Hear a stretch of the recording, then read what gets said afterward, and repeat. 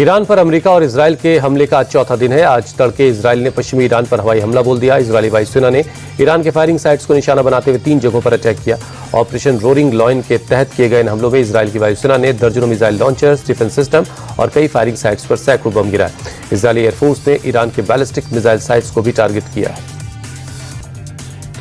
Iran ने Israeli air force attack के जवाब में जोरदार पलटवार किया। दावा किया जा रहा है कि ईरान ने बैलिस्टिक मिसाइलों से हाइफा पर हमला किया।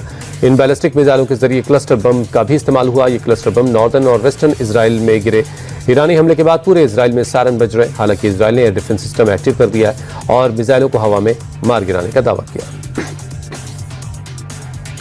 अमेरिकी राष्ट्रपति ट्रंप पहली बार मीडिया के सामने आए और कहा कि ईरान पर अभी और बड़े हमले होंगे। अमेरिका रुकने वाला नहीं है। ईरान के खिलाफ 4 से 5 हफ्तों तक मिलिट्री एक्शन जारी रहेगा और जरूरत पड़ी तो अमेरिका ईरान में जमीनी सेना को भी उतारेगा। ट्रंप ने ईरान को दुनिया के में आतंकवाद का प्रायोजक बताया। कहा कि ईरान अमेरिका पर हमला करना चाहता था और इसके लिए वो अमेरिका तक पहुंच वाली मिसाइलें बना रहा था। राष्ट्रपति ट्रंप ने ईरान पर हमले के पीछे के 4 मकसद बताए। कहा, हम ईरान की मिसाइल अटैक की क्षमता को खत्म करना चाहते हैं, साथ ही उसकी उन्नत मिसाइल बनाने की क्षमता को भी खत्म कर देंगे। दूसरा ये कि अमेरिका ईरान की नेवी को भी पूरी तरह तबाह कर रहा है। अब उसके 10 युद्धपोत अब तक नष्ट कर दिए गए हैं। तीसरा, अमेरिका ये पक्का कर रहा है कि दुनिया का ये देश ईरान कभी न्यूक्लियर पावर हासिल न कर पाए। और चौथा ये कि ईरानी शासन अपनी सीमा से बाहर आतंकियों को हथियार देना, फंडिंग करना बंद करे। अमेरिकी राष्ट्रपति ट्रंप के युद्ध जारी रखने के बयान पर ईरान के राष्ट्रपति मसूद पेजेश्कियान ने पलटवार किया। ईरानी राष्ट्रपति ने कहा कि अमेरिका और इजरायल ने मरीजों और बच्चों पर क्रूर हमले किए। इस गुनाह के दोषियों को कड़ी सजा मिलेगी। हम खुद पर हुए हमले का जवाब देते रहेंगे। साथ ही राष्ट्रपति मसूद पेजेश्कियान ने युद्ध को ऐसे ही जारी रखने का ऐलान किया। ब्रिटेन के पीएम कियर स्टारमर ने लिमिटेड डिफेंसिव ऑपरेशन के लिए डियागो गार्सिया एयरबेस के इस्तेमाल की इजाजत दे दी है। हालांकि स्टारमर ने कहा कि उनका देश अमेरिका और इजरायल के आक्रामक हमलों में शामिल नहीं होगा। साथ ही ब्रिटेन के प्रधानमंत्री ने कहा कि ईरान को कभी भी परमाणु हथियार रखने की इजाजत नहीं देनी चाहिए। साथ ही उन्होंने युद्ध की जगह बातचीत की वकालत की। इस बीच राष्ट्रपति ट्रंप ने एयरबेस के इस्तेमाल की इजाजत देने में ब्रिटेन की देरी पर नाराजगी जताई। अमेरिकी रक्षा मंत्री पीट हेग्सेथ ने कहा कि ईरान युद्ध अंतहीन नहीं है। हम जीतने के लिए लड़ते हैं। ईरान के खिलाफ हमने जंग शुरू नहीं की है, लेकिन इसे खत्म हम करेंगे। हेग्सेथ ने कहा कि जिस शासन ने अमेरिका मुर्दाबाद और इजरायल मुर्दाबाद के नारे लगाए थे, आखिरकार उसे अमेरिका और इजरायल के हाथों मौत का सामना करना पड़ा। हेग्सेथ ने ऑपरेशन एपिक फ्यूरी को इतिहास का सबसे खतरनाक, सबसे मुश्किल और सबसे सटीक हवाई हमला बताया। ईरान के साथ जंग के दौरान कुवैत में अमेरिका के 3 F-15 स्ट्राइक ईगल्स गिराए जाने की खबर आई। अमेरिकी सेना ने माना कि कुवैत के एयर डिफेंस सिस्टम की गलती से तीनों F-15 मार गिराए गए। हालांकि सभी 6 क्रू मेंबर सुरक्षित हैं। उनकी हालत स्थिर बताई जा रही है।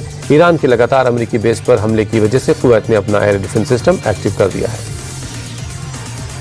अमेरिकी रक्षा मंत्रालय ने ईरानी युद्धपोत को उड़ाने का एक वीडियो जारी किया और दावा किया कि ओमान की खाड़ी में सभी ईरानी जहाजों को नष्ट कर दिया गया है। अमेरिकी सेना के मुताबिक 2 दिन पहले ओमान की खाड़ी में ईरान के 11 जहाज थे, लेकिन वहां अब एक भी जहाज मौजूद नहीं है। मतलब ये कि इस इलाके में अब ईरानी जहाजों से कोई खतरा नहीं है। दुबई से एमिरेट्स एयरलाइंस की एक फ्लाइट देर रात मुंबई हवाई अड्डे पर उतरी। वतन वापसी के बाद यात्रियों में काफी खुशी दिखी। एक यात्री ने बताया कि जब उन्हें जंग की खबर मिली तो वो काफी डर गए थे। हालांकि अपने देश लौटकर ये सभी लोग काफी खुश हैं और अब सरकार का शुक्रिया अदा कर रहे हैं।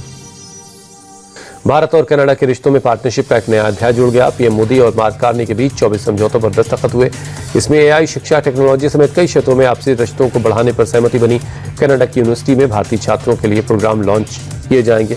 बिजनेस सेक्टर में इन्वेस्टमेंट की तैयारी है। दिल्ली ट्राइब फेस्ट में कनाडा भागीदार बनेगा। पीएम मोदी और मार्क कार्नी ने सीईओ फोरम में इसका ऐलान किया। 16 मार्च को होने वाले राज्यसभा चुनाव के लिए महाराष्ट्र से महाविकास अघाड़ी ने कैंडिडेट का नाम फाइनल कर दिया है। शरद पवार को कांग्रेस और उद्धव गुट ने उम्मीदवार बनाया। महाराष्ट्र की 7 राज्यसभा सीटों में महाविकास अघाड़ी के पास जीतने के लायक बस एक ही सीट है। इसके लिए सबसे पहले आदित्य ठाकरे ने दावेदारी की थी। हालांकि लंबी बहस के बाद सभी गुट शरद पवार के नाम पर राजी हो गए। 5 मार्च को नॉमिनेशन फाइल किया जाएगा।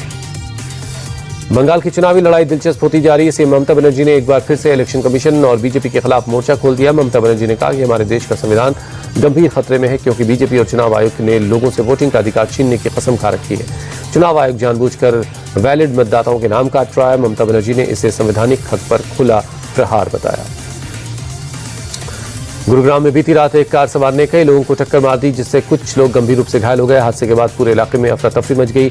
बताया जा रहा है कि कार सवार नशे में धुत था। लोगों ने काफी मशक्कत के बाद आरोपी को पकड़कर पुलिस के हवाले कर दिया।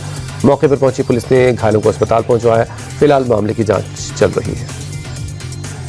उत्तर प्रदेश के गाजियाबाद में मेयर के आक्रामक तेवर ने सोशल मीडिया पर सुर्खियां बटोरी। फ्लाईओवर के नीचे एक मजार के पास एक महिला ने दुकान लगा ली थी। मजार के पास प्रसाद और चादर दुकान लगाकर बेच रही थी। इस पर स्थानीय मेयर ने जमकर भड़ास निकाली। मेयर ने महिला और उसके बेटे को एक हफ्ते के अंदर जगह खाली करने का अल्टीमेटम दिया है।